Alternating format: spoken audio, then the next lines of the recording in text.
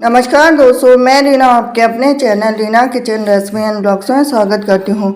तो कार्तिक माह है, सबसे पवित्र महीना अगर हम 12 महीनों में से मानते हैं तो कार्तिक का महीना पहला ऐसा शुभ दिन है जो कि पूरे महीने भर इसमें काफ़ी महत्व रखते हैं। इसमें हर देवी देवताओं की पूजा की जाती है, भगवान विष्णु से लेकर शिव जी से लेकर लक्ष्मी मैया से लेकर सब तक। तो आज हम जानेंगे सोमवार की व्रत कथा कार्तिक मास की।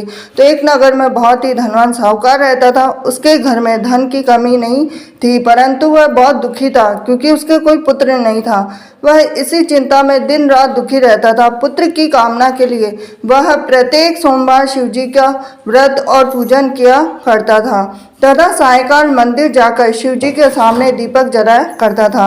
उसके इस भक्ति भाव को देखकर एक समय माता पार्वती ने शिव जी से कहा कि हे नाथ, यह साहूकार आपका अनन्य भक्त है, सदैव आपका व्रत और पूजन बड़ी श्रद्धा से करता है, आपको इसकी मनोकामना पूर्ण करनी चाहिए। शिव जी ने कहा कि हे पार्वती, यह संसार कर्म क्षेत्र है। जैसे किसान खेत में जैसे बीज बोता है वैसे ही फसल काटता है, इसी तरह से मनुष्य संसार में जैसा कर्म करते हैं वैसा ही फल भोगते हैं। माता पार्वती ने अत्यंत आग्रह से कहा कि हे प्रभु, यह आपका अनन्य भक्त है और अगर इसको किसी प्रकार का दुख है तो उसे आपको अवश्य दूर करना चाहिए। आप तो सदैव अपने भक्तों पर दयालु होते हैं और उनके दुखों को दूर करते हैं। यदि आप ऐसा नहीं करेंगे तो मनुष्य आपका पूजन और व्रत क्यों करेंगे।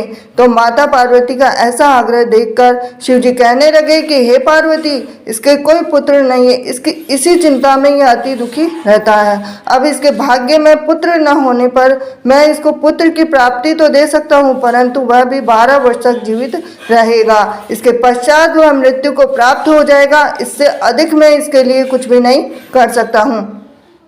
माता पार्वती और भगवान शिव का यह वार्तालाप साहूकार सुन रहा था, तो इससे साहूकार को न तो प्रसन्नता हुई और न ही दुख हुआ। वह पूर्व के समय शिव जी का व्रत और पूजन करने लगा। अब कुछ समय के बाद में साहूकार की स्त्री गर्भवती हुई।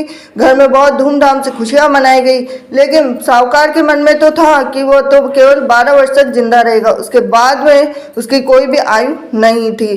तो अब जब बालक 11 वर्ष का हो गया तो बालक की माता ने पिता से उसके विवाह करने की बात कही। अब साहूकार बोला कि अभी तो उसको पढ़ाई लिखाई के लिए काशी भेजो, फिर उसके बाद में इनका विवाह करेंगे। अब साहूकार ने बालक के मामा को बुलाकर उसको बहुत सारा धन देकर बालक को काशी पढ़ने भेज दिया। अब रास्ते में जावे तो यज्ञ ब्राह्मण को करावे, दक्षिणा देते हुए जावे। तो दोनों मामा भांजे यज्ञ करते हुए गए, ब्राह्मण को भोजन कराते हुए गए। अब रास्ते में एक शहर पड़ा और उस शहर के राजा की कन्या का विवाह हो रहा था, परंतु जो राजकुमार विवाह करने के लिए आया था वो तो खुद ही करना था। अब राजकुमार को देख राजकुमारी और उसके माता पिता विवाह में किसी भी प्रकार के अड़चन पैदा ना कर दे, इस वजह से उन्होंने उस सुंदर मनभावन लड़के को देखा तो उनके मन में विचार आया कि क्यों ना इस लड़के को वर के रूप में ढूंढ लिया जाए। तो ऐसे मन में विचार करके राजकुमार के पिता ने उस लड़के और उसके मामा से बात कर ली। अब दोनों राजी हो गए। दूल्हे का वेश बनाकर उनको कपड़े पहनाकर घोड़ी पर बिठा दिया। अब कन्या के द्वार पे पहुंचे तो सभी कार्य उनकी प्रसन्नता से पूर्ण हो गए। अब राजकुमार के पिता ने सोचा कि यदि विवाह का कार्य भी उसी लड़की से करा दिया जाए तो क्यों बुराई है, इसमें कोई बुराई नहीं है। तो ऐसा विचार कर लड़के और उसके मामा से कहा, यदि आप फेरो और कन्यादान के काम को भी करा दें तो आपकी कितनी कृपा होगी। अब सेठ का पुत्र जिस समय जाने लगा तो उसके राजकुमार की चुनरी के पल्ले पर लिख दिया कि तेरा विवाह मेरे साथ हुआ है, परंतु जिस राजकुमार के साथ तुझे भेजेंगे वो तो खुद ही करना है। अब मैं काशी जी पढ़ने जा रहा हूँ। अब सेठ के लड़के के जाने के पश्चात राजकुमारी ने जब अपनी चुनरी पर ऐसा लिखा हुआ पाया तो अंधे राजकुमार के साथ जाने से मना कर दिया। अब उसने अपने माता पिता को सारी बात बता दी और कहा कि यह मेरा पति नहीं है, मेरा विवाह इसके साथ नहीं हुआ, मेरा विवाह तो जिसके साथ हुआ जो काशी जी पढ़ने गया है। अब राजकुमारी के माता पिता ने अपनी कन्या को विदा नहीं किया और बारात वापस चली गई। अब उधर सेठ का लड़का मामा काशी पहुंचे। अब वहां जाकर उन्होंने यज्ञ कराया, लड़के ने पढ़ना शुरू किया। अब जैसे ही उसकी उम्र 12 वर्ष थी तो लड़के की अचानक तबीयत खराब हो गई। अब उसने अपनी मामा को बोला कि मेरी तबीयत बिल्कुल भी ठीक नहीं है। तो मामा ने कहा कि अंदर जाकर सो जा। थोड़ी देर में उनके प्राण निकल गए। जब उसके मामा ने कहा कि उसका भांजा मृत पड़ा तो रोना पीटना मचा दूंगा, तो यज्ञ का काम अधूरा रह जाएगा। अब यज्ञ का कार्य जैसे ही समाप्त हुआ तो सबने रोना पीटना शुरू कर दिया। अब उधर से माता पार्वती और शिव जी जा रहे थे। जब उन्होंने जोर जोर से रोने की आवाज़ सुनी तो पार्वती जी कहने लगे कि हे नाथ, कोई दुखिया रो रहा है, इसके कष्ट को दूर कीजिए। जब शिव पार्वती वहां पहुंचे तो उन्होंने पाया कि वहां एक लड़का था, उसको आपने वरदान से उत्पन्न हुआ है। तो शिव जी ने कहा कि हे पार्वती, इसकी आयु इतनी ही थी, वह भोग चुका है। तो पार्वती जी ने कहा कि हे नाथ, इस बालक को और आयु दे दो, नहीं तो इसका माता पिता तड़प तड़प कर ही मर जाएंगे।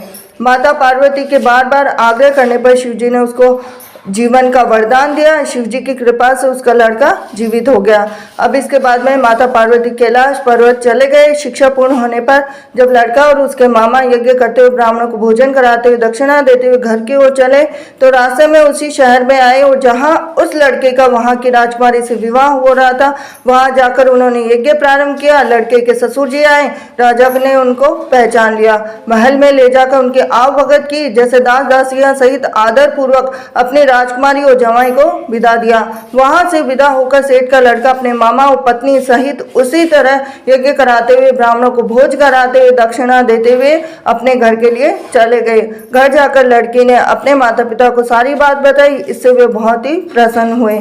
शिव पार्वती, जैसे आपने सेठ और उसके परिवार को दिया वैसे सभी को देना। सोमवार व्रत कथा कहने सुनने हुकारा देने वालों को सबको देना। ये थी आज की सोमवार की व्रत कथा।